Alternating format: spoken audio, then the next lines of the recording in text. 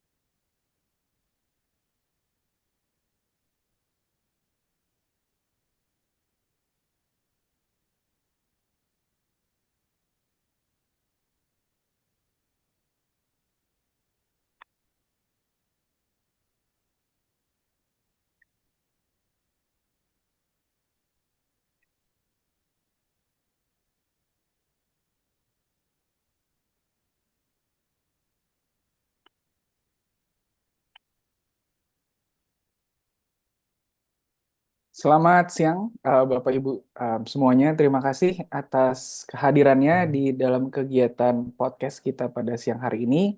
Perkenalkan, nama saya Aditya Lucibarani, bisa dipanggil Luhut.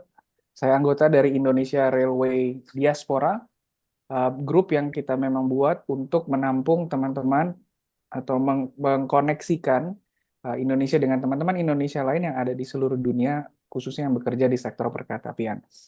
Nah, sebelum kita masuk ke dalam kegiatan podcast, saya memperkenalkan diri juga. Saat ini saya bekerja sebagai Senior Manager di PwC Middle East, based di Riyadh, dan fokus untuk aktivitas seputar advising urban mobility dan railway, khususnya di bidang business case development, strategy development, operating model, dan yang berkaitan dengan policy development atau governance. Sebelumnya background juga saya S1 di ITB, jurusan manajemen rekayasa, S2 di University of Leeds, jurusan transport planning, dan selama ini bekerja sebagai manajemen consulting di beberapa perusahaan seperti di Task Advisory, BCG, terus Deloitte Consulting, dan IQV Consulting di Indonesia, sebelum akhirnya pindah ke PwC di Middle East. Nah, beberapa hal yang pernah saya bantu juga itu antara lain ada KCIC, LRT Jakarta, MRT Jakarta, seputar business case, dan juga terkait aset management dan strategi. Nah, terakhir yang cukup menarik, memang saya membantu Kemenhub untuk revisi peraturan Kementerian Perhubungan terkait soal pembiayaan infrastruktur atau prasarana perkeretaapian yang dimiliki oleh negara, yang akhirnya tertuang di dalam Permenhub nomor 59 tahun 2023. Nah, dalam kesempatan itu, saya dan tim kita mereview seluruh aspek-aspek yang dalam perkeretaapian, khususnya prasarana, masalahnya apa, lalu perbaikan seperti apa yang bisa diturunkan ke dalam pemeliharaan atau perawatan dan operasi prasarana itu sendiri. Nah, itu membukakan mata dan wawasan bahwa ada banyak hal yang bisa kita improve, khususnya di prasarana perkeretaapian di Indonesia, terutama berkaitan dengan tracks dan structure. Dan jadi trigger saya sendiri juga untuk bisa ngobrol dengan teman-teman yang ada di sini, dengan bapak-bapak yang telah diundang untuk mempelajari dan juga mencari best practice di dunia terkait soal smart railways track dan structure management. Nah, mungkin saya mau mengundang setelah ini Mas Ihsan, co-host, untuk memperkenalkan diri dan juga menjabarkan mengenai konsep, sambil admin untuk rilis poll, dan Bapak Ibu bisa bantu isi poll pembuka. Di sana kita akan bertanya soal familiarity terhadap topik dan juga jika ada pertanyaan-pertanyaan awal. Monggo, Mas Iksan. Iya, oke. Terima kasih, Mas Luhut. Selamat siang semuanya bagi teman-teman yang berada di Indonesia, atau mungkin kalau bagi Mas Luhut ini masih selamat pagi ya. Ya, betul, betul. Ya, Ya, perkenalkan nama saya Iksan Irfansyah. Saya seorang railway engineer. Jadi background saya sebelumnya saya dari Teknik Mesin ITB juga, sama seperti Mas Lut dari kampus Bandung. Lalu kemudian saya melanjutkan karir di bidang eh, railway dan saya sebenarnya baru saja menyelesaikan studi saya di KTH Swedia, jurusan Railway Engineering dari 2022 sampai 2024 ya, jadi 2 tahun ini. Di sana saya belajar. Sebelumnya saya berkarir sebagai rolling stock engineer di di di PT MRT Jakarta dan selanjutnya saya mengambil railway engineering di Swedia dan saya belajar lebih luas lagi. Jadi nggak cuma rolling stock tapi juga ke infrastrukturnya juga, termasuk di dalam hal ini adalah track ya, railway track juga ya.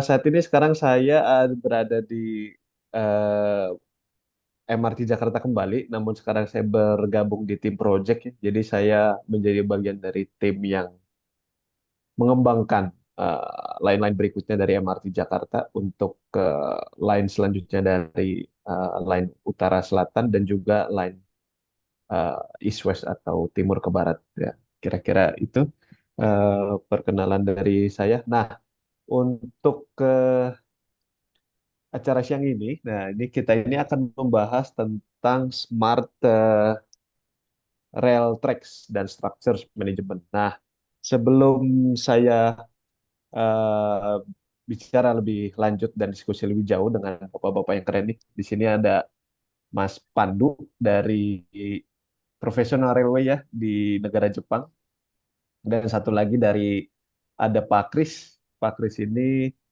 seorang yang juga yang sudah memiliki pengalaman banyak sekali di bidang railway.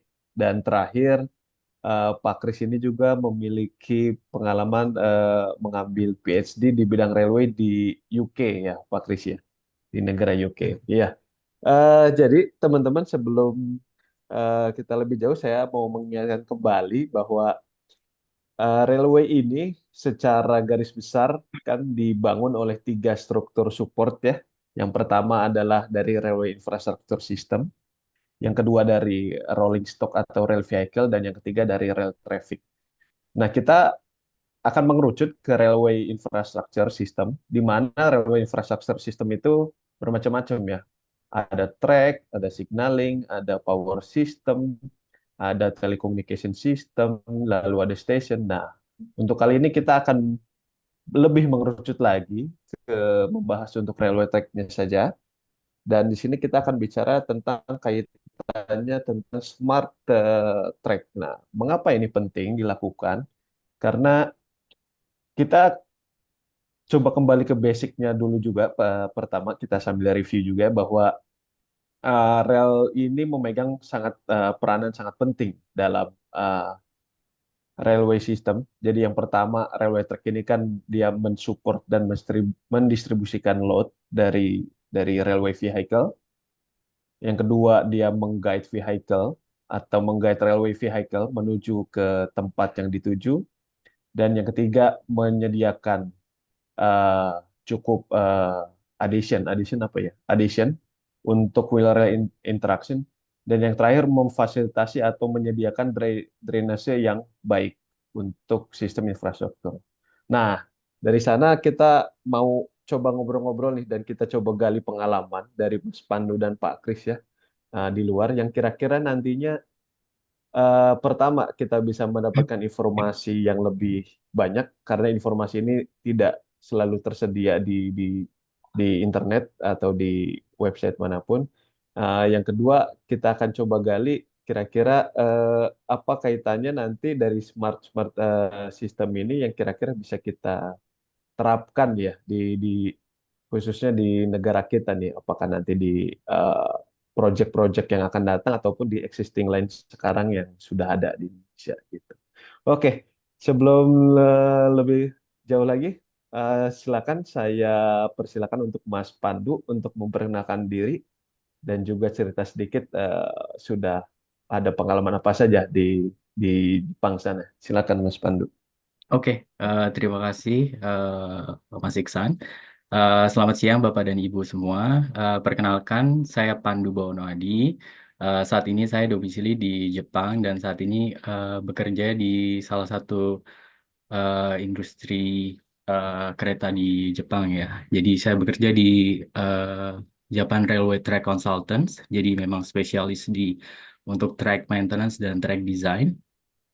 Sebelumnya saya eh, tamatan sama juga dengan Mas Iksan dan Mas Luhut. Saya dari ITB Teknik Mesin. Kemudian sebelumnya saya pernah bekerja bukan di industri perkeretaapian, tetapi di bagian otomotif dulu di Jakarta. Kemudian saya ambil master di Jepang. Saya ambil untuk transportation planning di Tokyo University of Science selama 2 tahun. Kemudian eh, sampai di tempat pekerjaan saya saat ini. Jadi untuk pengalaman Railways dari 2019 saya baru masuk di company saya ini dan saya langsung ditempatkan di bagian engineering untuk untuk menghitung CWR ya. Jadi continuous welded rail viaduct dan di bridge. Jadi lebih ke desain dan untuk perhitungan itu gitu. Tapi di company saya juga spesialis untuk melakukan semua track maintenance untuk semua track dari JR East karena memang subsidiary company dari JR East. Dan sekarang saya sudah ditempatkan di bagian project dan scheduling untuk project di India Shinkansen. Dan saat ini sudah berjalan sekitar 3 tahun. Saya memegang untuk project planner di India Shinkansen untuk bagian track design dan track materials di sana. Oke, mungkin itu aja dari saya. Terima kasih. Iya, Thank you. oke. Mas. Ya, oke. Oh iya, Silakan Mas Luhut. lanjutin Pak. Oh iya, mau lanjut ke berikutnya Pak Kris buat perkenalan dulu Pak sebelum kita diskusi. Iya. Oh ya, ya, terima kasih Mas Iqbal, Mas Luhut, dan Mas Pandu. Perkenalkan saya Kristianto Usman. Eh, apa, saya alumni S1 Teknik Sipil Parahyangan, S2 di MRK ITB, kemudian S3 di saya ambil PhD Civil and Railway Engineering Management di University of Birmingham, UK. Eh, untuk apa? eh Tugas yang sedang saya jalani sekarang, saya berprofesi sebagai dosen dan peneliti di Universitas Lampung. Kemudian di bidang teknik sipil dan railway engineering management. Sedangkan untuk karir profesional, saya banyak membantu di DJKA, itu Direktorat eh, apa Prasarana, Sarana dan Keselamatan. Untuk di Direktorat Prasarana, saya membantu beberapa tahun ini mengevaluasi konsultan-konsultan untuk kerjaan DED di Sumatera untuk terkait dengan prasarana. Kemudian untuk Direktorat Sarana membantu mengevaluasi kondisi sarana milik negara. Kemudian untuk di keselamatan mengevaluasi kondisi railway brick rail bricks ya atau rel patah di sepanjang jalur Sumatera Selatan Lampung 400 km. Nah, itu. Nah, kemudian untuk di membantu juga di sarananya karena saya banyak di riset tentang risk informed asset management, jadi manajemen aset berbasis risiko. Tadi awalnya di prasarana, saat ini juga bantu di sarana evaluasi manufaktur 16 trainset dan retrofitting dari PT Inka untuk KCI, terutama aspek RAM reliability, availability, maintainability, dan safety. Jadi, kalau untuk overseas, saya saat ini juga mengajar di Magister Teknik Penelitian Politeknik Filipina untuk saat ini. Terima kasih. Ya, Iya, terima kasih oke. Terima Mas kasih, Pak Pandu, Kris. Pak Kris. Mangga Mas Ihsan, mungkin kita bisa bahas sedikit soal understanding dari konsepnya sendiri ya, dari masing-masing dan juga best practices. Iya, oke. Ya, tadi seperti yang sudah saya sampaikan di awal, jadi kita akan membahas tentang Rail Smart Management. Jadi kita nih mau mencoba menggali nih Mas Pandu dan Pak Kris nih. Hmm. Eh Waktu pengalaman ya. Mungkin kalau Pak Kris sudah lewat mungkin ya, walaupun insya Allah masih fresh lah ini ya, pengalaman di UK, dan Mas Pandu Amin. sekarang juga masih di Jepang ya. Apa aja nih pengalaman-pengalaman yang sudah pernah dilakukan yang berkaitan dengan track maintenance gitu ya di Jepang dan juga di UK. Oke, kita coba mulai dari Mas Pandu dulu gitu. Oke, jadi kalau di Jepang, jadi Hmm. masih ada untuk time based maintenance-nya. Jadi kita masih melakukan untuk track inspection dan untuk rail flow detection-nya itu masih dilakukan juga di sini. Jadi kita punya special vehicle untuk melakukan pengecekan untuk kedua parameter itu. Tapi karena memang tantangan di Jepang juga mungkin bapak-bapak dan ibu-ibu sudah tahu, sudah populasi yang semakin turun. Jadi untuk maintenance people sendiri sudah sangat sedikit sekarang ya untuk orang yang bisa selalu ada untuk maintenance. Jadi sekarang sudah diterapkan untuk condition based maintenance-nya. Jadi kita pasang device untuk track inspection itu untuk mengecek track irregularity-nya. Jadi kita pasang device di conventional train. Jadi saat tren misalnya kalau bapak-bapak dan ibu-ibu tahu ada Yamanote Line atau Keihintoku Line itu di bawah si rolling stocknya itu sudah kita pasang device untuk mengecek tracknya dan juga untuk mengecek track materialsnya apakah ada baut faceplate yang hilang atau ada keretakan di relnya gitu. Jadi sekarang memang sedang dilakukan penelitian yang lebih lanjut mengenai untuk condition based maintenance itu di company saya gitu. Hmm. Mungkin sampai sedikit Mas Itu Pandu, sorry, bedanya time Ya. sama yang conditions based itu apa ya? Sama intinya apa? Oke, kalau untuk time itu jadi di Jepang itu untuk regulasinya itu semua sudah ditentukan oleh dari Kementerian Transportasinya di sini. Jadi semua untuk misalnya untuk main line yang beroperasi misalnya di Tokyo itu sudah periodically, jadi kita harus melakukan pengecekan. Jadi vehicle itu sudah dalam 2 minggu satu kali atau 2 minggu 2 kali itu sudah ada ranknya untuk dia berapa kali harus muter. Jadi sudah ditetapkan secara periodik untuk melakukan pengecekan itu. Gitu. Kalau condition based maintenance itu jadi memang targetnya itu untuk mengurangi maintenance yang tidak perlu juga. Jadi kita ambil data yang banyak di situ, jadi kita sudah bisa mengetahui kapan harus kita misalnya harus ganti rel atau intinya lebih efektif dalam melakukan maintenance untuk track itu, gitu.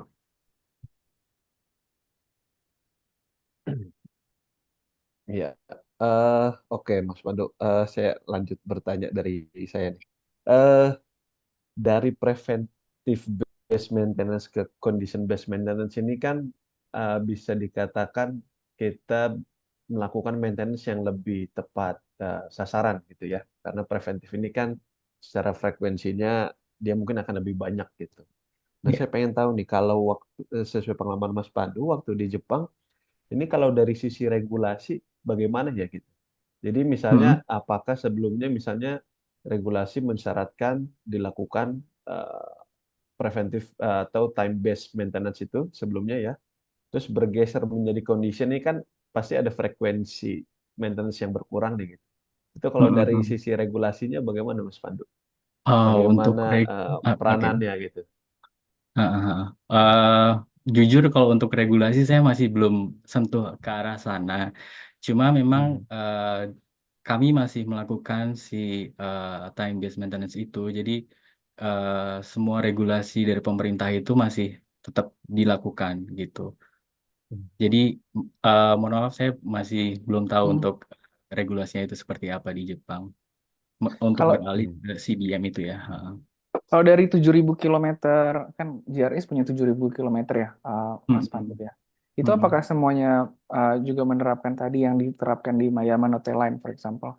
Atau Mm-mm. beda-beda tergantung dari lokasinya? Jadi untuk di Tokyo, Kanto area itu Tokyo, Saitama, Chiba, dan Yokohama itu almost itu untuk line yang memang banyak eh, untuk passing tonnage yang tinggi itu sudah tercover.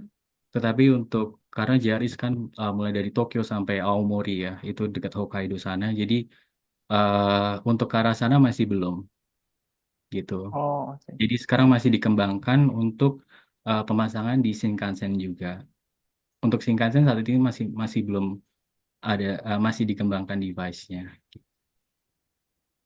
Jadi untuk Shinkansen selama ini metode buat monitoring uh, Mm-mm. performanya tadi itu basisnya Mm. apa berarti apa tuh? Basisnya kita masih pakai special vehicle. Special vehicle. Jadi dia kecepatan sama dengan Shinkansen dan memang pakai Oh, uh, rolling stock Shinkansen sama ya. Jadi dia beroperasi itu misalnya dalam pokoknya setiap hari dia melakukan inspeksi gitu dengan kecepatan yang sama.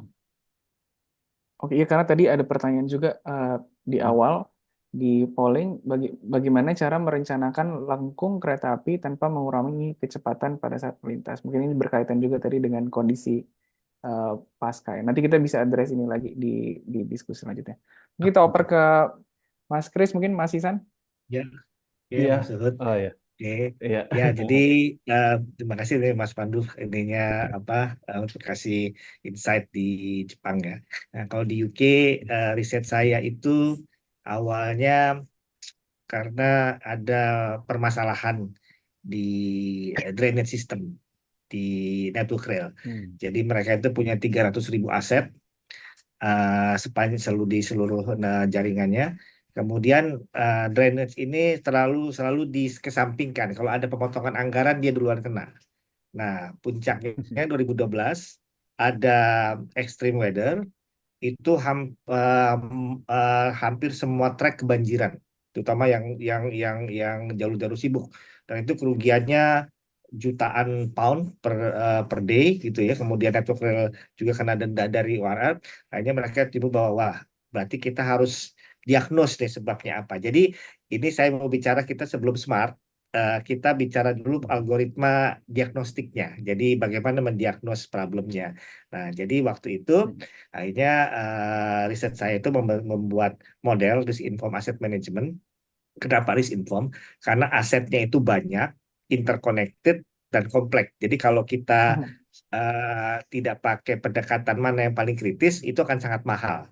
Jadi problem klasiknya kan artinya uangnya terbatas. Nah, jadi Iya. kalau kita mau prioritaskan, kita cari yang paling berisiko dulu. Jadi saya bentuk di framework, saya membentuk frameworknya, itu disebut RIDEM, Risk Informed Drainage Asset Management.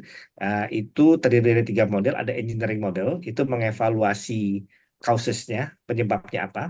Kemudian cost model itu mengenai impact-nya. Kemudian appraisal model itu untuk benefit cost-nya. Jadi kita terapkan apa, mana yang paling ekonomis, begitu, begitu. Nah itu dan itu sudah di apa employ sama Network Rail. Jadi penerus saya itu baru menerapkan yang smartnya. Jadi pasang Oke. sensor dan lain-lain. Nah, jadi tapi foundationnya riset saya begitu. Nah, saya harapkan mungkin di kita juga bisa terapkan itu. Dan untuk di Indonesia saya terapkan itu juga untuk aset yang lain seperti rail bridge ya, rel patah. Ternyata kita bisa juga itu. Jadi kita bisa diagnos sebab-sebabnya untuk trek jalur Sumatera Selatan itu problemnya itu tonnage-nya sangat besar. Tapi kondisi treknya itu sama dengan di Jawa. Apanya misalnya apa namanya model seperti bantalannya dan lain ukurannya sama. Relnya juga eh, bukan yang R60 tapi R54. Akibatnya kemudian treknya sendiri banyak kondisi matamping. Akhirnya karena dia tidak bisa menyalurkan ini, jadi banyak rel break. Ada satu lokasi 11 kali dalam 1 tahun, jadi hampir tiap bulan bermasalah. Nah, untuk di UK sendiri, kalau untuk yang smart tadi ada 2 regime. Yang pertama itu smart itu dengan tadi yang seperti Mas Pandu bicarakan dengan scanning, ya, scanning. Nah, scanning ini ada macam-macam, ada yang portable, sebut GPR, Ground Penetration Radar, itu orang bawa seperti bawa troli jalan ya di rel. Kemudian kalau dia mau lebih agak panjang dia bisa pakai drone, tapi kalau yang tadi kita alatnya ada itu pakai kereta ya, kereta scanner ya, dengan kereta scanner. Nah, kemudian kalau yang dan itu udah jadi standar di network rail, eh, scanning track itu sudah mandatory selain dengan misalnya pendidikan tanah. Jadi mereka itu sebelum melakukan intervensi, rare intervention, mereka sudah tahu kondisinya apa. Jadi ya kita kalau misalnya sakit benar-benar di ronsen lah atau di MRI lah. Jadi nggak tebak-tebak buah manggis lah gitu itu Cina. Nah, kemudian yang saat ini memang sedang lagi ini adalah mentransformasi semua sistem itu menjadi digital ya, dengan frameworknya digital twin tapi melalui IoT ya. Dan jadi artinya frameworknya begitu. Jadi mereka merubah semua sistem dengan digital, diambil data dengan IoT, kemudian lihat fenomenanya. Jadi tantangan terbesarnya sekarang bukan hanya ngambil datanya, tapi ngolah datanya, kemudian nanti apa yang harus dilakukan nih, prioritasnya yang mana dulu gitu kan. Misalnya kita udah tahu nih yang ini bermasalah. Apa kalau yang di network real mereka, saya agak surprise juga begitu kalau mereka juga ini teknologinya canggih, tapi mereka memang problemnya itu tenaga kerja di sana kan itu nggak seperti di kita bisa mobilisasi 24 jam kapan aja bisa suruh. Mereka ada jam kerja. Nah, mereka akhirnya buat Iya. seperti task force ya, task force ini.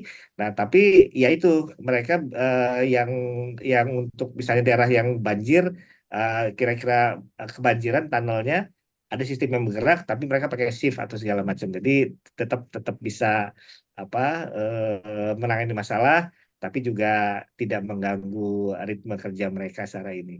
Mungkin secara umum itu tuh Mas, Mas Oke. eh, apa Luhut, eh, Mas Pandu, Mas Iqbal, Iksan, secara umum ya. Iya.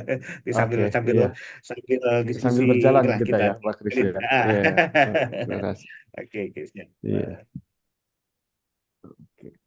Mungkin ini mau klarifikasi juga tadi, yang Sumatera Selatan tadi Pak Kris maksudnya karena itu kereta barang ya, kereta Ya, apa betul namanya banget. batu bara ya, dan itu rutin. Hmm, Lalu tadi R54 R60 maksudnya tingkat kepadatan dari si kepadatannya rel ya. R60 lebih betul, padat dari yang betul. Lebih R54 yang padat, biasa lebih berpassenger. besar.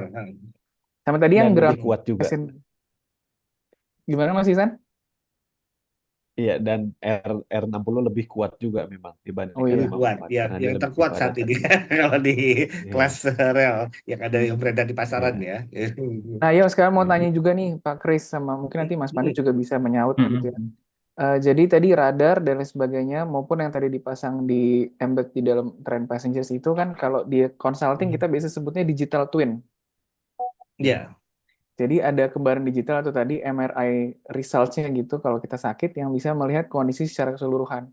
Nah, pada saat dulu saat studi di Indonesia juga saya membayangkan kalau ini kita bisa petakan buat seluruh rail tracks yang ada di Indonesia, maka pembiayaan prasarana tiap tahun itu akan lebih mudah direncanakan gitu ya dibanding tadi Pak Kris bilang tebak-tebak buah manggis. Apalagi kalau bisa ya, di-embed dengan risk informnya tadi, dan risknya kan banyak kalau di ya, Indonesia di beberapa tempat khususnya misalnya di Jawa, risk terkait morfologi gitu ya dari sisi gempa, landslide dan lain sebagainya kan juga sangat tinggi. ya, Tuh, pernah saya dalam satu situasi ngobrol juga dengan apa namanya rail practitioner, bahasannya gini, di Indonesia khususnya di Jawa mungkin kita nggak tahu jembatan mana yang bakal roboh baik kapan gitu. Jadi ya, tetaplah gitu ya. ya, Antara lain mungkin isunya karena memang kondisi atau dari sisi datanya juga mungkin belum tersedia secara keseluruhan. ya. Nah, Masalah jadi jembatan roboh tuh ada kasus tuh, Mas. Itu setelah yes. COVID tuh ada dideteksi bahwa dia bakal rawan roboh di bulan November, tapi kemudian nunggu penganggaran di tahun depan, Desembernya Hmm, roboh. Aduh, Nah, itu jadi problem. iya, gitu. Jadi digital twin ini kalau di network rel Pak Kris tadi dia sudah Hmm. dibuat tapi belum lengkap atau gimana Pak? Digital Twin kebetulan yang mendevelop langsung Profesor Clive Robert, itu dosen saya di di Birmingham di Sharari, kemudian beberapa kali dia ke Indonesia juga. Jadi dia membuat simulasi operasi West Midland. Jadi artinya ya seperti di Jawa Tengah lah. Satu Jawa Tengah itu sistemnya sudah digital semua itunya. Nah, tapi kan itu membutuhkan effort yang luar biasa, kemudian komputasi dan yang sangat sangat dibantu penuh oleh Siemens gitu ya. Jadi Siemens jadikan itu sebagai pilot project untuk digital twin, bukan hanya di UK tapi buat seluruh dunia. Jadi dan itu berhasil.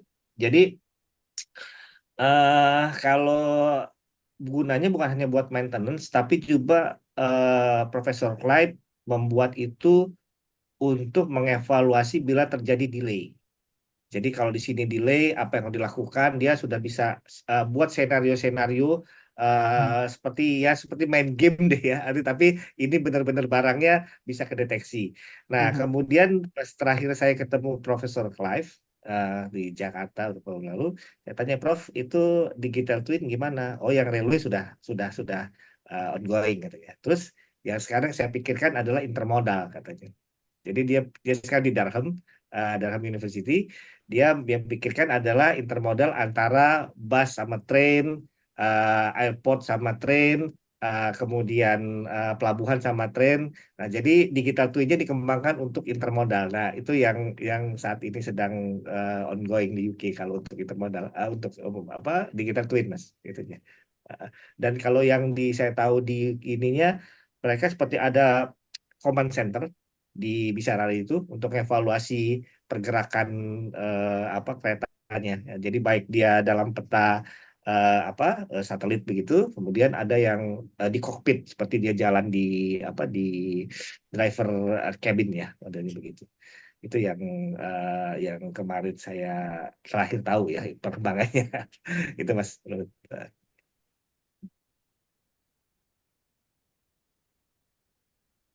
Iya, oke, terima kasih Pak Kris. Saya mau coba kembali lagi ke Mas Pandu nih ya. Eh, iya, oke, Mas Pandu tadi kan juga kita sedikit bahas bahwa device-device untuk smart dan untuk monitoringnya itu untuk measuringnya itu dipasang di kereta penumpang ya di existing. Nah, ini saya pengen tahu nih. Ini pada saat pemasangannya ini berarti device-device-nya itu dipasang di rolling stock gitu ya, di rolling stock di kereta penumpang yang existing ya, atau ini dipasang di rolling stock baru gitu, yang akan dioperasikan oleh operator gitu, atau gimana Mas Pandu, silakan. Oke. Saya boleh share screen nggak ya? Oh, Ah, boleh. Mau coba tunjukin satu foto. Ah iya, Eh, boleh sekali nih. ini kelihatan nggak ya? Kelihatan siap. Oke. Tapi agak Jadi kepotong. agak kepotong. Aha. Jadi Jadi saya Full mau screen. zoom di sini. Jadi untuk oke. track monitoring ini kita punya ada 2 device, dan ini untuk menjawab pertanyaan Mas Iksan, kita pasang di existing vehicle ya. Jadi bukan di vehicle yang baru. Jadi yang kereta Oke. lama pun kita beberapa sudah pasang gitu. Jadi ada untuk track irregularity-nya.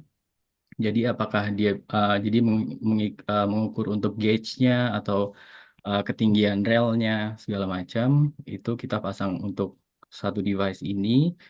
Dan satu lagi kita juga punya track components monitoring. Ini untuk mengukur semua, untuk melihat semua track components ya. Jadi misalnya di sini ada foto hasil dari si fotonya itu. Jadi Permukaan. apakah dari Fish bolt-nya itu ada yang hilang, ada yang retak, atau dari mud pumping, apakah ada mud pumping di situ juga di sini bisa kelihatan gitu. Jadi semua dipasang di existing conventional vehicle gitu. Existing berarti semua kereta yang beroperasi di 7.000 kilometer itu punya ini. Mm. Nggak semuanya, jadi cuma beberapa aja. Tapi dia mencakup seluruh national networknya JRIs atau hanya Eh, di Tokyo tadi? Hanya di Kanto area Hanya di sekarang ya. Kanto area. Oke. Nah, Gitu. gitu. Kenapa nggak belum semuanya, Mas? Hambatannya apa? Apakah Belum. biaya apa? Pertama biayanya juga dan eh, jadi data ini kan sebenarnya sebanyak itu ya. Jadi company saya itu eh, kami memproses semua data hasil dari pengecekan dua alat ini gitu. Jadi kita punya operator sendiri untuk mengecek semua eh, foto-foto ini. Misalnya untuk track components monitoring yang untuk foto yang sebelah kanan ya. Untuk foto yang sebelah kiri ini dia pakai high profile camera. Jadi dia bisa otomatis mendeteksi oke atau no good gitu. Jadi memang salah satu challenge-nya itu ya untuk pemrosesan data itu sebenarnya. Yang di sebelah kanan tadi masih manual berarti ya? Jadi pengambilan gambarnya otomatis tapi Line evaluasi. sensor, iya betul, line sensor kamera dan untuk pengecekan masih manual dengan operator Oh ya. gitu. Oke. Mm-mm. Oke, Thank you, Iya. Mas. Eh, oke. dari measuring tadi saya berlanjut ke data manajemen. Nah, ini saya penasaran juga nih tadi dengan data manajemennya. Ini pada saat setelah apa tadi data-datanya itu diambil, Sandu, apakah data-datanya ini di mana disimpan di storage dulu gitu ya di Mm-mm. rolling stock tersebut gitu, atau ini Mm-mm. langsung terkirim via apa jaringan telekomunikasi sistem di sana gitu. Oke. Jadi untuk yang track irregularity itu kita semua based on cloud, jadi semua sudah langsung Oh, oke. bisa dilihat secara live ya. Jadi semua data itu masuk di cloud. Untuk yang monitoring components-nya itu kita masih pakai SD card. Jadi setelah kereta itu pulang ke depo, SD card itu bakal dikirim ke kantor kita untuk dilakukan pengecekan datanya, gitu, image-nya tadi, Hmm. gitu. Thank you Mas. Mungkin aku mau tanya ke Pak Kris ya. Ya, Ini Pak, kemarin waktu kita briefing kita diskusi menarik soal air ya dan drainase. air. Ya, Tuh, mungkin boleh dicerahkan juga Pak terkait air dan air ya. drainase ini, Oke. gitu ya. Dan Oke, mungkin temuan-temuan Bapak saya seperti apa? jadi saya coba rangkum riset saya sama yang track ini ya. Saya boleh share ya screen-nya. Iya, monggo Pak. Oke. Eh,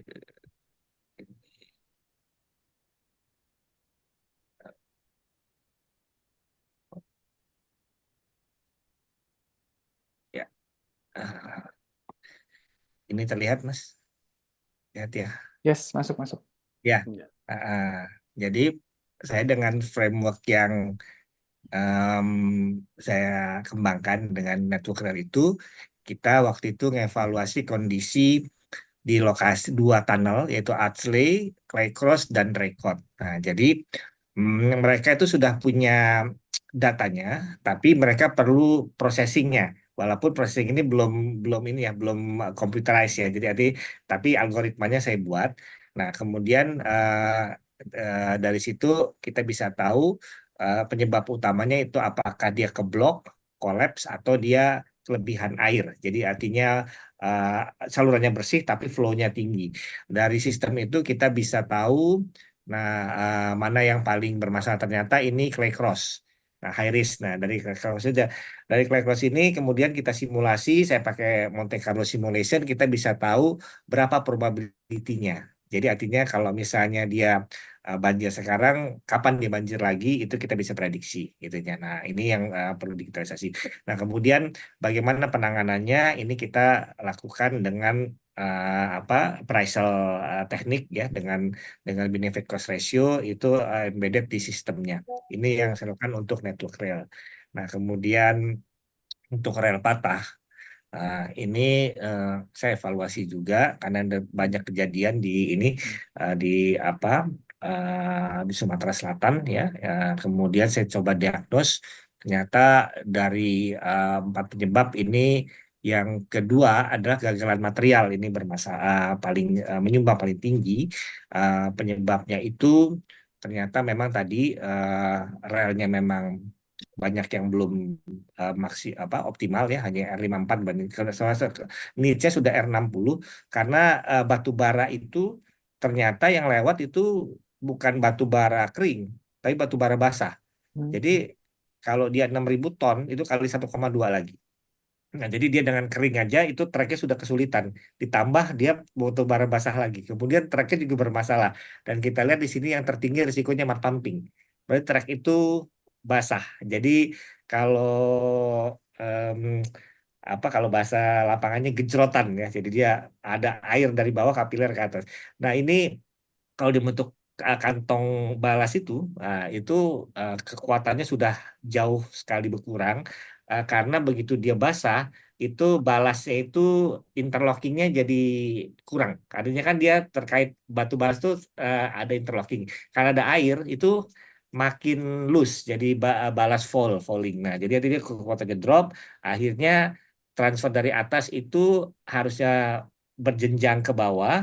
Ini tidak, bawahnya tidak sanggup menahan, akhirnya relnya yang menahan, akhirnya patah gitu. Nah ini yang saya lakukan dengan DJKA ini ya. Betul. Jadi, nah ini yang begini sebenarnya diagnos awal ini yang bisa kita lakukan komputasi sebenarnya. Jadi dengan kalau kita memang menggunakan IoT, tinggal kita pasang sensor di titik-titik yang bermasalah. Itu tinggal nanti kita ada warning system. Ini sudah tonnage-nya udah mulai kritikal nih. Saya terapkan di industri lain, di mining industri di Kaltara, Kalimantan Utara itu untuk mining. Jadi waktu itu problemnya kalau kita ganti jembatannya butuh waktu lama dan produksi yang terhenti. Nah, jadi kita pasang sensor, kita ada warning, oh ini beban. Nah, sebenarnya ini sama prinsipnya, kita tinggal terapkan di kereta. Nah, kemudian tadi yang seperti Mas Pandu, kalau untuk sensor ini yang standar UIC. Nah, ini hasil diagnostik tuh begitu. Ini yang dengan teknologi radar itu kita bisa melihat rail defect, ya, kemudian masalah di fastening juga. Kemudian dibalas, slipper, fishplate, sampai di switch and crossing, hampir semua elemen itu bisa termasuk catenary itu bisa kita scanning jadi pakai defect from vision istilahnya. Jadi nah ini yang pakai. Nah kemudian kalau yang tadi kita sudah pakai IoT, jadi kita uh, inputnya bisa dua macam, mau pakai scanning atau pakai sensor atau dua-duanya. Itu intinya kita bisa field atau aerial. Kemudian masuk ke data ini kita bisa pakai data film atau data recording atau data apapun. Kemudian ini masuk data center. Kemudian ada on-field user. Kemudian, nah ini ada yang memang perlu kita bangun di Indonesia adalah maintenance center. Ini ada on-field, kemudian ERP-nya, GIS, kemudian dashboard-nya. Ini yang harusnya kita sudah bisa bangun ini, rekan-rekan. Oke, ini tuh. Makasih banyak Pak Kris, sangat komprehensif. Iya. Punchline. Mungkin kita mau undang ini para peserta, Bapak Ibu sekalian. Tadi sudah disampaikan di chat juga. Bila mana atau kalau ada yang hendak bertanya, boleh dituliskan atau bisa raise hand, nanti kita bantu unmute.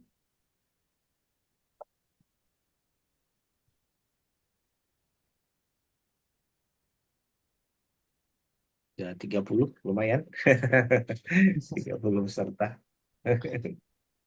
Ya ini dari berbagai background juga dan ini Pak apa namanya familiarity terhadap perkeretapian banyak juga yang masih baru di dalam sektor ini gitu. Jadi menarik belajar dari Bapak dosen. Sama-sama. Kita tukar ini deh, tuh sharing. Kadang-kadang yang di industri sudah sangat maju, di institusi masih ketinggalan, jadi makanya harus sama-sama saling bantu sih. Sepakat. Mungkin dari kita dulu ya kalau misalnya belum ada pertanyaan ya. Mungkin secara umum nih, Iya. saya bawa pertanyaan yang tadi sempat ditanyakan di awal. Sebentar, saya coba lihat. Jadi di awal ada yang bertanya mengenai, ini lagi nih, saya ulang lagi pertanyaan tadi ya. Dua pertanyaan. Bagaimana cara merencanakan lengkung kereta api tanpa harus mengurangi kecepatan pada saat melintas? Berarti ini jatuhnya ke track design ya. Mungkin Mas Pandu bisa bantu nih, Pandu. lagi bahas Shinkansen juga ya. Sama nanti mungkin Pak Kris bisa kalian juga Ya, bahas yang pertanyaan kedua yang masuk. Bagaimana perkembangan teknologi perkeretaapian di Indonesia umum? Tapi mungkin cocok nih sama Pak ya, Kris. ya, ya. Mungkin mangga Ya. Mas Pandu dulu. Nanya. Mm-mm. Untuk saya kurang tahu itu lengkungnya sampai berapa ya maksudnya? Nggak curve Mungkin kalau yang radiusnya itu. Karena ada yang eh, minimum itu kalau sekarang yang saya kerjakan di Shinkansen itu untuk speed 320 ya curve R 6000 itu dia masih nggak perlu mengurangi kecepatan ya. Tapi memang kita kalau untuk Shinkansen kita udah pakai di Jepang pakai JIS, jadi JAS yang 60 kilo. Jadi di bawah itu nggak kita nggak pakai memang. boleh dijelasin, Mas Pandu, JS 60 kilo itu. JS 60 kilo mungkin sama di Indonesia itu tadi R60 itu mungkin sama Oh iya, standar ya. ya. Jadi dalam Iya, satu ini UIC ya. 60 kilometer, 60 kilogram. Itu. Oke, mungkin ini kalau boleh ditarik di Indonesia yang kemarin isunya sempat hot itu terkait lengkungan yang di LRT Jabodebek. Pak Kris juga tahu tuh. Oke. Memang jadi ada perubahan kecepatan kan. Saya kebetulan nggak ada datanya juga sih. Oh LRT ya. Oh Ini yang diizinkan lengkung 20 kilometer per jam, Mas. 20 20 kilometer km per per jam. jam. Itu Jadi lengkungnya R berapa tahu nggak ya Pak? itu kalau nggak salah kecil sekali, 100 apa kurang dari 200 ya, kecil, Mas. Eh, Kalau Jadi di bawah di roda 200 nggak. itu masalahnya Hmm. nanti. Ini. Ah, Mm-mm. Karena ada 114 Kalau di watt. Jepang minimum berapa, Mas? Kalau itu Untuk untuk Ya. kalau di yang mainline LRT. di mainline kita di bawah 200 nggak mungkin ya. Rata-rata 1000 itu Tip udah ya. udah minimum Ya, dia. kalau Jadi nggak salah, 200 itu kita pakai di Dipo aja. Dipo aja ya, dua ya, ratus itu udah paling minimum ya. ya. Hmm. Tapi iya itu kayaknya ratusan ya, 200 atau tapi mungkin Hmm. dicek lagi dengan rekan-rekan yang di RRT kalau ini ada Hmm. datanya. Tapi memang kecil sekali. Iya. Sebenarnya banyak parameternya. Pertama dari relnya sendiri dan perhitungan untuk slug dan segala macamnya dan si road bed-nya sendiri gitu. Untuk Hmm, pemakaian sleepernya juga. iya, Mm-mm. Oke, iya, iya. sekalian Mas Pandu ada satu lagi tambahan Mm-mm. dari Pak Hakiki. Untuk Pak Pandu, berapa image per detik yang dihasilkan dari kamera atau sensor yang terpasang di Yamanante Line? Kamera, sebentar ya, saya ada datanya itu untuk image-nya itu untuk pitch-nya sendiri, saya belum ngomong ininya. Jadi untuk yang profile kamera itu resolusinya sendiri 0,3 kali 3 mili. Dan untuk yang kontras image-nya, line sensor kamera itu 1 kali 1 ya. Untuk per berapa detiknya ini saya mohon maaf, datanya saya belum ada. Nah, tapi memang untuk semua tracknya itu dia udah sudah langsung eh, terfoto ya di sensornya itu gitu. Hmm. Jadi nggak ada yang miss ya, Mas Pandu ya? Nggak ada. Regularity-nya harian atau setiap trip selalu Hmm. diambil datanya tuh? Setiap trip diambil data dan nanti di data processing itu diambil eh, dari misalnya ada dalam satu line itu kita pasang 3 kereta, nanti dari 3 data itu diproses lagi memang. Oke, thank you Mas Hmm. Pandu. Mungkin saya oper ke Pak Kris dulu tadi terkait soal Ya, perkembangan teknologi perkeretaapian. iya. Eh ini teknologinya sarana prasarana ya, Mas? Mungkin prasarana kali ya. yang sesuai. Sarana ya, Nah, sarana ya. prasarana. Ya, Prasarana. kalau Prasarana. prasarana kita sebenarnya untuk track kita sudah apa ya, untuk elevator kita sudah mampu ya ini. Tapi problemnya memang kita untuk mainline kita ini kan masih banyak yang dibangun di tahun-tahun lama ya, atau warisan yang lama begitu. Nah, ini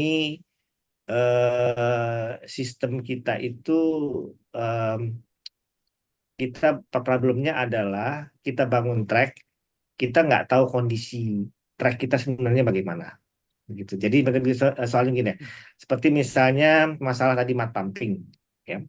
Mud pumping itu karena kita nggak pakai scanning, itu solusinya hanya dikuras. Dikuras itu airnya dikeluarkan, ya, kemudian ditambah balas. Problemnya di bawah itu udah membentuk kantong balas begitu. Jadi akhirnya strike itu nggak pernah bisa benar-benar baik begitu. Nah, jadi problemnya sebenarnya kita ini sekarang membangun kita bisa, ya kan? Tapi merawat kita masih pakai yang konvensional nih. Ini yang harus kita. Jadi kalau kalau teknologi membangun sih kita nggak kalah lah. Jadi baik yang elevated ataupun yang ini. Nah, kalau underground problemnya eh, karena kita masih baru ya, tapi mungkin ya MRT sudah mulai apa namanya merintis untuk underground ya. Saya rasa itu juga teknologi yang tapi saya nggak tahu tuh operatornya masih dari kita atau dari luar tuh Mas untuk tunnelingnya. Untuk MRT operatornya kita Pak, MRT Pak, MRT sendiri by Berarti ya, in-house. itu berarti Oh, ya sudah iya sudah MRT. mulai advancing lah untuk tunneling. Karena yang paling sulit kan kalau railway engineering ini tunnelingnya. Kalau yang overground atau elevated sih sebenarnya nggak ini ya. Itu kan kalau misalnya bisa nahan beban ya sudah itu bisa lewat. Tapi kalau di bawah itu problemnya agak-agak ini. Saya rasa kalau teknologi kita sudah bisa ngimbangin Mas Uhud. Cuman maintenance-nya kita yang masih masih ya belum belum terstruktur secara ini ya sistematis ya. Kita merawat itu masih kalau tanda kutip seperti sekarang kayak pemadam kebakaran aja ada problem, truknya anjlok, kemudian datang Hmm. kita perbaikin, gitu, tapi kita nggak bisa deteksi Iya. di awal. Ini tuh Mas. Eh, Oke, ini kita ada mulai banyak masuk nih pertanyaan dari para peserta yang hadir ya, Pak Kris dan Mas Pandu. Nah, ini coba ada pertanyaan dari Pak Bima Sekti nih ya dari PT Raya. Selamat sore Pak, saya ingin bertanya, eh untuk saat ini sedang ada dibangun nih lintas Lok Sumawe sampai Biren. Oh, ini berarti di Aceh ya, Ini menggunakan lebar gauge 1435. 1435 mm.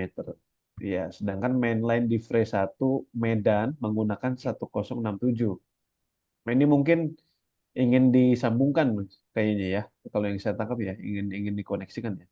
Bagaimana solusi terbaik untuk interkoneksi dari perbedaan tersebut gitu. Nah, ini eh, saya nggak tahu deh. Mas Pandu kan juga sekarang lagi aktif terlibat juga nih dalam fase desain. Nah, ini pernah Mm-mm. ketemu kasus kayak gini nggak? Atau mungkin ada insight-insight yang bisa diberikan kalau untuk case seperti Oke, ini?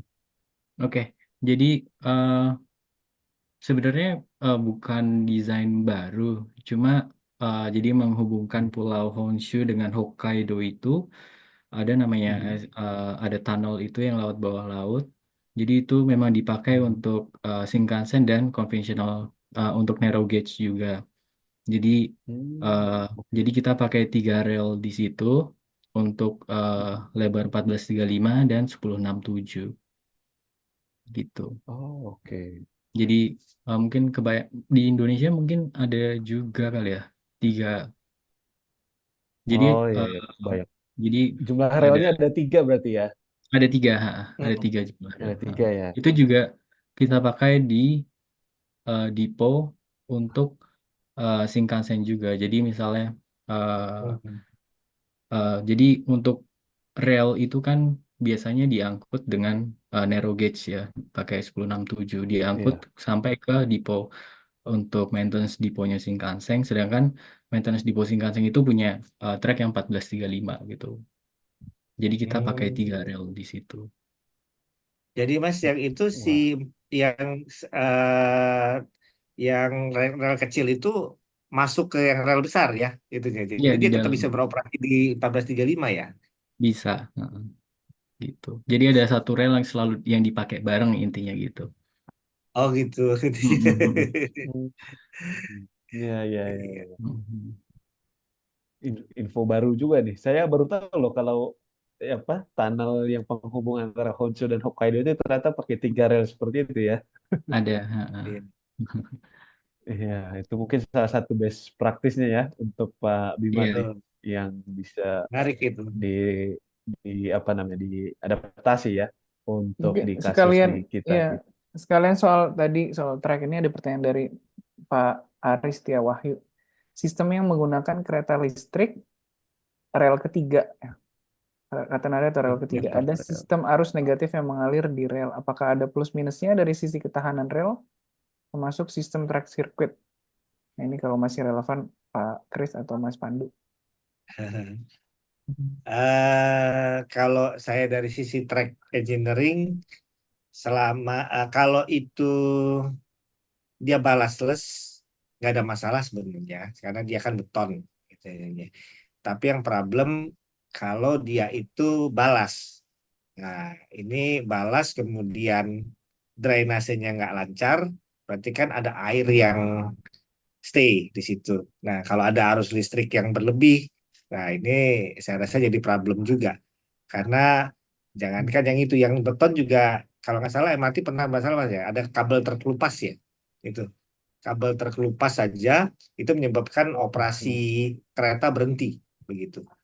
Jadi kabel di bawah trek MRT, saya waktu itu dapat dari rekan-rekan DCK, itu terkelupas dan itu short gitu tentunya. Jadi Iya, itu tanpa pernah ya. environmentnya, tanpa ada air ya. Nah kalau dia balas ada air, nah ini tambah-tambah produksi. Jadi ya artinya kalau kalau memang itu ada arus listrik, ya harus benar-benar diisolasi, tidak ada air, kemudian juga jangan sampai ada masalah kabel terkelupas atau apa ya. Jadi yang di bawah itu harus benar-benar dicek ya, itu ya kelistrikannya, karena memang sangat sensitif. Mungkin dari Mas Pandu ada Mm-mm. ini Oke. kondisi di sana.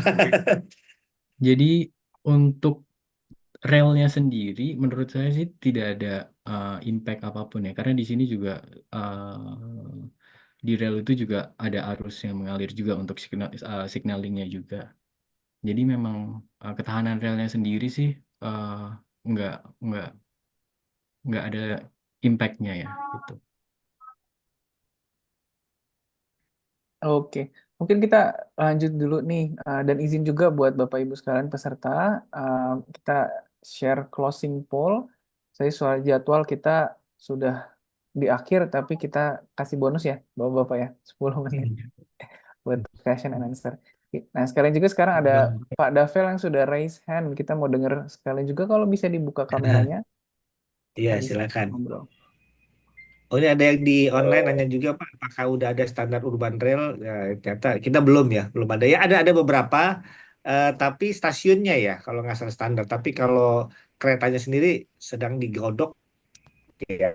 Saya belum baca yang benar-benar ini. Kalau apa standarnya? Pak Halo, Davel, oke, halo baik. Pak. Ya, oke ya, saya buka video tapi kayaknya ditutup ya, nggak apa-apa. Ini aja, saya bertanya langsung aja ya, karena agak panjang juga nih pertanyaannya. Mungkin kedua pembicara ya, Pak Pandu dan Pak Kris, ke Pak Pandu dulu. Saya ingin bertanya tadi tentang yang alat yang tadi di share di screen itu, yang apa track monitoring sistem itu. Ya. Saya mau tanya kalau misalnya ketika pengambilan video itu, misalnya apakah dia ada udah semacam menggunakan AI gitu. Jadi ketika ada ketemu sesuatu irregularity semacam squat atau apa gitu dalam track, apakah dia akan trigger something gitu, memberi alert ke kita bahwa itu ada sesuatu yang need attention gitu. Yang itu Apakah sistemnya bekerja seperti itu atau dia cuma ngambil data aja, ngambil video aja terus nanti diproses lagi gitu. Seperti itu. Oke. Ya itu ke Pak Pandu. Terus ke Pak Kris tadi saya Ya. melihat yang tentang trek di Sumatera Selatan ya, katanya masih pakai 54, itu 54-nya apakah maintenance-nya ganti-ganti terus atau memang maksudnya ganti-ganti dengan UIC 54 terus atau nggak dirubah ke 60 gitu? Kenapa nggak dirubah ke 60 aja gitu, track itu gitu, sehingga nanti semakin mengurangi Iya. maintenance gitu. Ya itu ya, terus juga mengenai masalah maintenance di Indonesia gitu ya. Ya ini hanya semacam komen saya aja. Sebenarnya maintenance yang konvensional pun dilakukan di Indonesia tuh udah cukup bagus ya, udah cukup bagus gitu. Jadi ada orang atau semacam inspektor gitu ya, periodically dia inspect the track, terus memberi laporan. Tapi kan sebenarnya kan laporan itu kan seringnya sama manajemen di atas tidak ditindaklanjuti.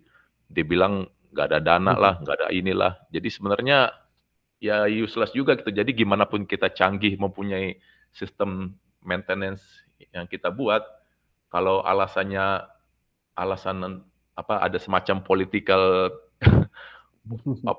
will-nya tidak kuat di situ. Jadi mau maintenance secanggih apapun itu nggak akan membuat semakin maju gitu sistem perekonomian kita gitu. Jadi sebenarnya political will itu sendiri gitu yang sangat berperan gitu dalam mencapai maintenance yang lebih bagus gitu yang diharapkan. Ya itu aja dari saya. Terima kasih. Terima kasih Pak Davel. Mungkin bisa Oke. dijawab Mas Pandu dulu tadi Oke. sesuai Jadi terima kasih Pak Davel pertanyaannya. Jadi untuk mengenai untuk apakah sudah dipergunakan AI atau tidak itu, jadi untuk track irregularity itu kita sudah menerapkan itu. Jadi secara otomatis misalnya ada bolts yang hilang atau faceplate retak atau ada mud pumping, dia otomatis langsung ngirim notifikasi kepada maintenance centernya. Jadi kita juga sudah ada ranknya. Jadi untuk rank segini dalam berapa hari itu harus di maintenance atau harus diganti railsnya itu sudah secara otomatis. Tapi untuk beberapa pendeteksi yang lain juga ini sedang dikembangkan juga antara company kami dengan pembuat device itu sendiri yaitu dari Hitachi dan Kawasaki. Jadi memang sedang dikembangkan untuk penggunaan AI yang lebih lanjut gitu. Mungkin itu aja. Oke, terima kasih. Berarti yang sekarang ini juga sudah sudah bisa men-trigger semacam alarm atau notifikasi gitu ya? Iya, sudah. Oh, oke. Good. Oke. Oke, terima kasih Pak Pandu. Terima kasih, Pak. Terus mungkin saya coba jawab tadi yang R54 ya Pak ya. Jadi memang idealnya sih kita udah ganti semua itu Pak, Sumatera Selatan itu Pak. Karena itu bebannya kan tonasenya 20 juta ton per tahun ini bergerak terus, mau targetnya mungkin ini dulu sekarang udah 25 mungkin ke 40 juta ton per tahun. Tapi problemnya itu proses pengadaan kan nggak simpel itu Pak. Jadi nah kadang-kadang yang di stok itu R54 Pak gitunya. Karena R60 memang besarnya juga khusus import dan juga kadang-kadang untuk misalnya problem yang kita misalnya patah sekarang pun juga itu tidak bisa langsung karena misalnya tunggu pengadaan tahun depan itu problemnya itu. Dan kalau hanya sleeper sih agak cepat ya karena dalam negeri, tapi kalau rel itu import, nah itu problemnya. Nah jadi idealnya memang kalau untuk Sumatera Selatan pendapat saya harus memang sudah jadi R60 karena memang tonasenya luar biasa berat. Dan juga kondisinya juga, dan tadi ada kan bahwa track bed harusnya jangan hanya ganti balas, benar. Yang ideal itu kita ganti dari subgrade-nya. Tapi problemnya titik mana yang diganti dulu, nah itu kita scanning dulu Pak. Itu yang saya sedang ini diskusi intens ya dengan dengan KAI DJKA. Kita coba deh, saya sudah lakukan itu di lab ya, tapi kita belum membandingkan dengan kondisi di lapangan. kita mau scanning di satu segmen lah, kita bisa tahu kondisinya. Nah, mudah-mudahan dengan pemahaman yang lebih baik tentang track kita, itu kita bisa lebih baik lagi. Ya, terima kasih Pak. Oke, berarti perbaikannya selalu mengganti dengan rel 54 selalu gitu ya, nggak ada rencana bakal mengganti dengan rel Di 260. beberapa bagian ada yang sudah R60 Pak. Di beberapa Wah, bagian, saya kurang ngerti Pak. Tapi hanya di sebagian kecil Pak. Karena mungkin stoknya terbatas. Tapi kalau nanti ada rencana double track, mudah-mudahan harusnya sudah diganti R60 semua kalau benar-benar double track diterapkan. Kan double tracknya sekarang masih putus-putus Pak. Kalau sudah nanti dari Lampung ke Sumsel itu semua double track, harusnya memang harus kita pakai yang R60, kemudian tracknya juga udah dalam kondisi yang benar-benar rigid ya, artinya tidak tidak ya, kalau sekarang ini kan ya ada yang baik, ada yang tidak, yang lebih banyak yang tidak ya. Kalau ini. Oke, mungkin itu. oke ya, cukup sekian dari saya. Terima kasih atas responnya. Thank you, Pak Davel.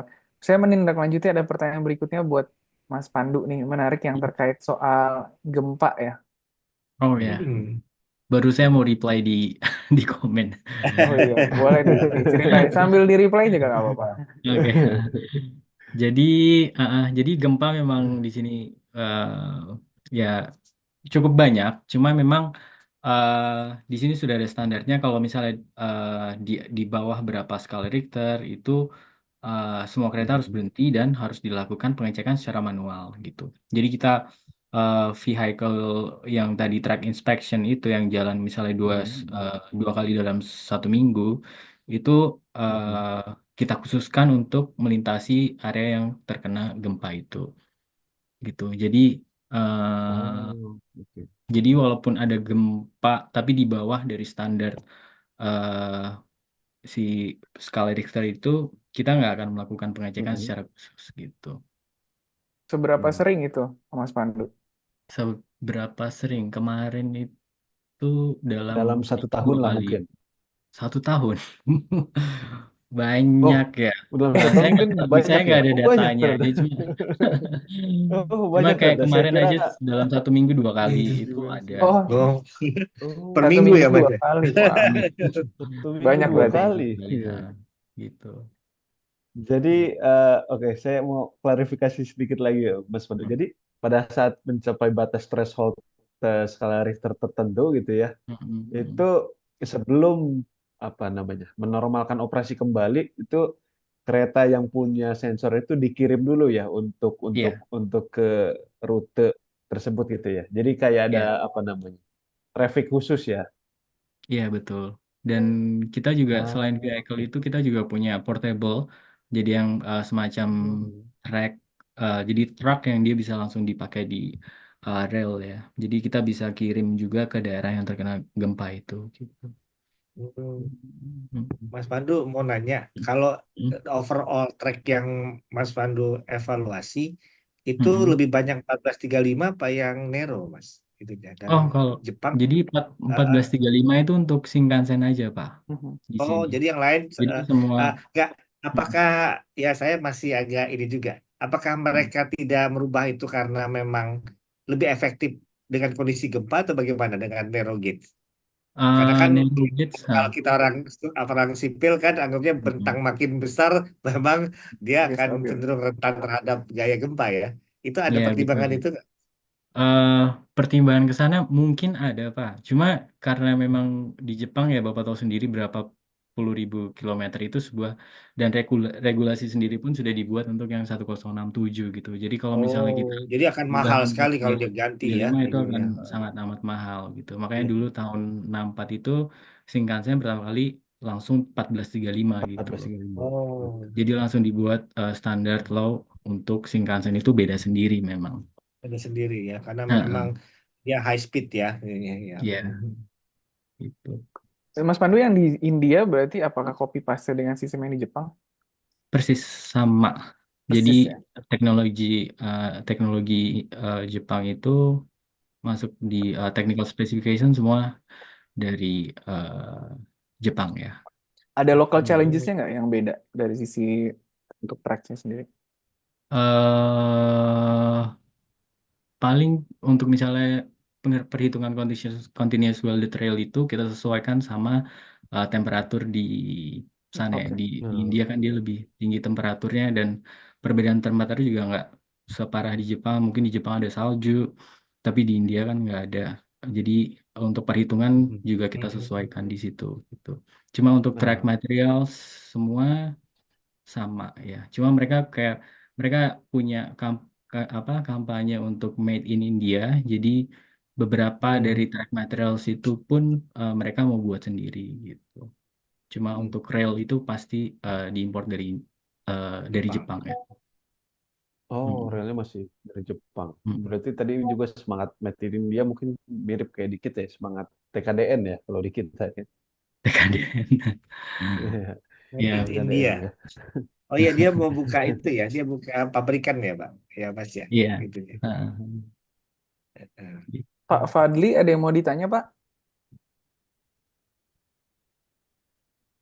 Coba Mas Iqbal boleh dibantu unmute.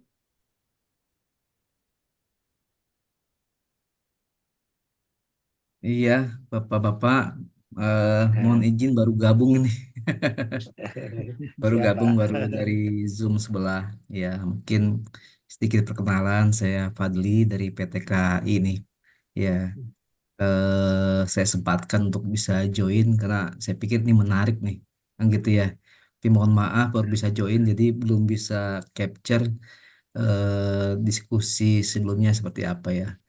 Cuma mungkin ini izin ya, ada satu pertanyaan ya. Indonesia perketapiannya mungkin masih less develop ya, very less develop ya, gitu. Dibandingkan Jepang. Ya. Saya 2015 Kengshusei, JRI Shigoshi no Nihon no Kengshusei desu. Nah gitu, Hmm, Pak hmm, Panto. hmm. Ya, Ya. Eh, ya dibandingkan Jepang jauh banget lah, nah, gitu ya. Terus Indonesia pemerintahnya sudah ingin mengembangkan perkereta khususnya perkereta perkotaan, sudah ada kajian-kajiannya gitu ya. Tapi mungkin terkendala dengan ya intinya kan kemampuan belinya ya, kan gitu.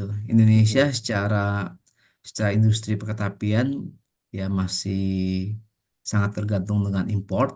Tentunya harus beli kan gitu ya, harus beli keluar gitu. Nah ini secara ini ya kalau kalau sepengetahuan saya di proyek pertapian itu di aspek infrastrukturnya, rel infrastrukturnya justru cost terbesar di sana.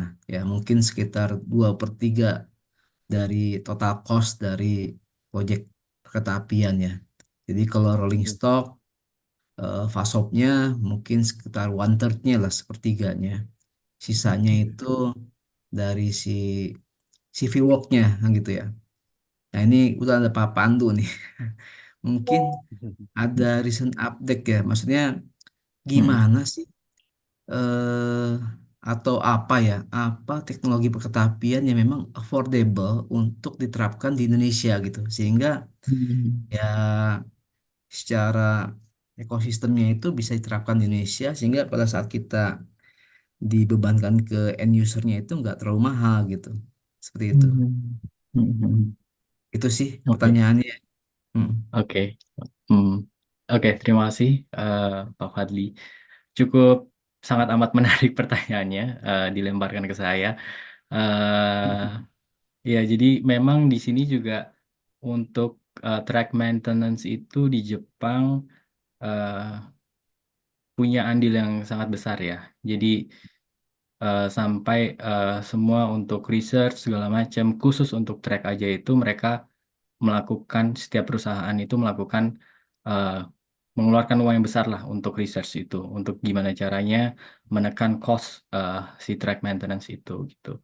Cuma untuk apa yang bisa diterapkan di eh, Indonesia itu eh, saya belum bisa menjawabnya Pak, mohon maaf. Jadi eh, pasti ada sih kalau kita lihat research itu sudah sangat amat banyak di Jepang dan mungkin bisa dari PT KAI juga apa namanya, joint research juga mungkin juga itu kan salah satu hal yang sangat mungkin gitu ya. Itu. Hmm. Iya. Mungkin pertanyaannya buat kita semua lah, Pak. Oh, kita semua ya, ya Nah, railway entusias lah ya, nah, gitu, ya, railway profesional juga ya. Tadi Pak Kristianto, salam kenal Pak. Pak Iya, sama Pak, Pak menyampaikan Fadli. sudah ada Kenal. PMPM-nya ya Pak ya. Iya Pak. Iya, siap, Jadi siap, kan siap, namanya Pak. regulasi itu nanti kan fleksibel juga ya Pak ya. Contohnya gini Pak, maksudnya Pak. Pemerintah Indonesia sudah ada rencana untuk menerapkan ART ya, Mhm. yang saat ini masih tahapan proof of concept di IKN ya, calon ibu kota kita gitu. Itu masih proof of concept ya. Nanti setidaknya kalau sudah memang terjadi pasti tentunya regulasi akan disesuaikan tuh Pak. Seperti itu ya. Tapi intinya sih kita kan harus mencari nih Pak. Namanya kemacetan sudah benar-benar nyata di kota-kota besar Indonesia. Terus kebutuhan urban transport udah semakin urgent, kan gitu ya. Dan backbone-nya diharapkan pasti perkereta-apian, kan gitu. Backbone dari urban transportnya. Nah, tentunya menjadi tantangan buat kita semua nih. eh, Solusi apa yang bisa ditawarkan, tapi memang secara cost-nya itu ya bisa terjangkau lah untuk Indonesia ya, baik itu dari pemerintah pusatnya, pemerintah daerah maupun si badan usaha, karena ujung-ujungnya kan who pay the service kan gitu ya. Kalau misalnya karena dia masih keperintisan misalnya karena awal ya, pemerintah hadir di sana untuk memberikan subsidi, tapi tentunya kan ada keterbatasan dari fiskalnya pemerintah juga, nah gitu. Ini menjadi tantangan sih ya. Mungkin ini Siap. sih apa, karena saya di KAI-nya emang di Business Planning and Development gitu. Siap, siap. Jadi Mungkin memang boleh tantangan kasih juga. pendapat ya Pak Fadli ya. Iya, Ya, boleh Pak, ya Pak. Ya. untuk ARV sendiri memang Hmm. harus kita tarik juga ke nature-nya Pak. Hmm. ARV ini kan berbasisnya sensor Pak. Hmm. Sensor, kemudian dengan dia dedicated track-nya itu kan yang bisa dia baca gitu kan ya. Nah, problemnya di China sendiri itu kayak setahu saya diterapkan di kawasan industri internal, ya kan? Nah, bukan di publik yang benar-benar open. Ya, kalau saya nggak kebayang kalau ARV dipasang di Bandung, Pak. Itu pasti kena tabrak angkot, kalau nggak dia sensornya bisa nggak bekerja. Nah, jadi saya rasa kita harus pikirin dua. Nanti apakah nanti apa operasionalnya mahal atau tidak? Karena sensor kan bagaimanapun juga dia lebih advance ya itunya.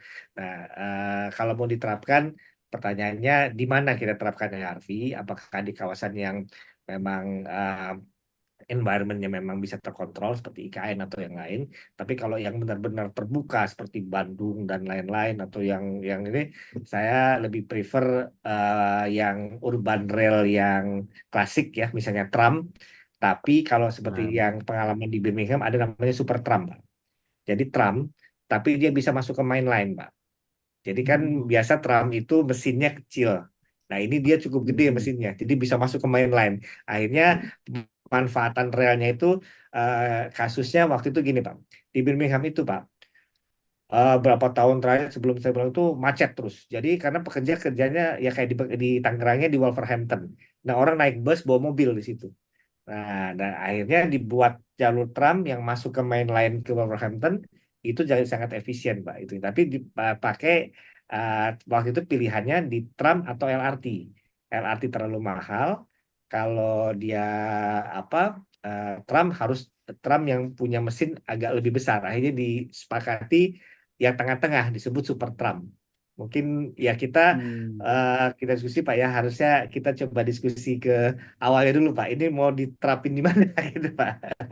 Kalau Bandung saya rasa atau Jakarta, wah ARV akan banyak obstacle Pak. Sensornya bisa rusak kebaca terlalu banyak objek. Ini tuh Pak, makasih. Ya Pak, menarik Bang Pak ya. Ya. Tapi ini kota-kota besar metropolitan Indonesia Pak, ya bisa dikatakan Bandung, Semarang, Surabaya ya Pak ya, sudah mau mengimplementasikan urban rail Pak, yang gitu. Siap, siap Pak. Hmm. Oke, terima kasih banyak Pak Fadli. Mungkin nanti kalau mau ngobrol-ngobrol lebih lanjut lagi, sebelumnya juga kita ada Iya. speakers dari Jepang, terus akhirnya ketemu juga sama yang hadir di ini kita di kegiatan ini. Jadi kalau misalnya ada dari Bapak Ibu semua mau mampir ke Jepang, bisa hai-hai sama Mas Pandu nanti. Iya. Kemudian bisa dibawa keliling ya. Ya, Riz. Iya. Iya, Di kan. Tokyo lagi ya, Tokyo Mas Mas ya. Pandu ya. Tokyo. Ah, Iya, di Tokyo. di Tokyo ya. Jadi bisa Kita sebelum. sharing-sharing nanti. Oke. Mungkin sebelum kita mau tutup, terima kasih banyak sudah hadir dan sudah isi exit poll juga. Mungkin saya mau invite lagi Pak Fadli kalau masih ada pertanyaan atau pesan-pesan, Pak. Oh iya, ya seneng sih bisa join ya, bisa ya walaupun di akhir diskusi ini ya, sedikit sharing-sharing ya. Saya pikir ini kolaborasi yang bagus ya untuk menemukan industri perketampian di Indonesia ya, yang masih less developed gitu. Jadi kalau secara teori atau secara apa ya, bahwa sudah banyak orang Indonesia yang sadar ya urgensi membangun urban transport di Indonesia, khususnya kereta apian ya gitu. Hanya memang ya masih banyak PR ke depannya yang memang perlu kita pikirkan sama-sama gitu. Jadi seperti saya ya mungkin ya membuka juga sih Pak untuk kolaborasi ke depannya dengan semua pihak nih, buat bareng-bareng ya dengan teman-teman semua yang ada di sini. Iya, siap. Mungkin Thank you, gimana Pak. biar tukar-tukar ini ya? Saya juga baru join. Tukar-tukar apa? Kontak atau apa gitu? Kontaknya ya. Iya, udah. Coba Siap, nanti. Iya. siap, Mas. Nanti kita add LinkedIn-nya Pak Fadli ya. Mohon di-accept. Iya. Oh iya boleh Iya. boleh. Iya, Iya nanti Pak. kita ada di situ deh, Pak. Thank you, Pak Fadli. Mungkin saya izin Sama-sama. tutup. Terima kasih Pak Kris, terima kasih Mas Pandu. Ya. Ya, terima kasih juga Mas Ihsan sudah membantu co-host. Kebetulan saya memang banyak fokusnya di business sama-sama. planning dan strategi, jadi topik tracks ini menarik ya. Hal yang baru juga dan implikasinya terhadap cost dan juga service itu sangat besar. Itu buat perkereta-apian di seluruh dunia. Mungkin terima kasih juga buat semua peserta yang sudah hadir. Sampai jumpa di kegiatan berikutnya. Kita akan hadir lagi bulan depan. Buat yang sudah isi poll dan masukin email, nanti kita akan kirim email biasanya 1 hari atau 2 hari sebelum. Otherwise nanti pasti akan ketemu juga di jejaring-jejaring yang ada juga. Demikian, terima kasih banyak. Sehat selalu. Selamat berakhir pekan buat semuanya. Sore. Ya, terima Terima kasih, kasih, Pak terima Fadli. kasih. Terima Terima kasih kasih. Mas semuanya. Pandu, Mas Luhut, Pak Ya Fadli, semua. semua. Pak Kris, Mas Pandu, Pak Fadli, Mas Lut, semua.